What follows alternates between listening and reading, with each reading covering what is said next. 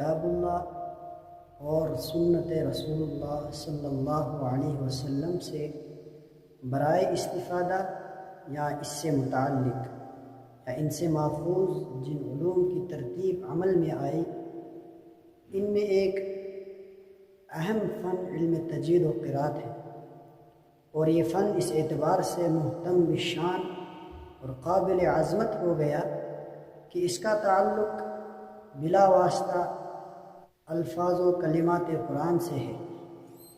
علوم اسلامیہ میں اس علم کو کافی اہمیت حاصل رہی۔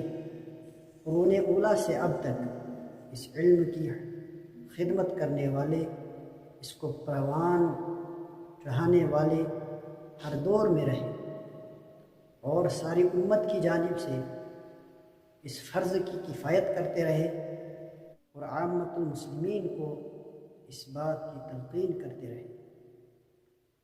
بحیثیت مسلم ممکن حد تک اس فریضے کو انجام دیتے رہیں گے انشاءاللہ۔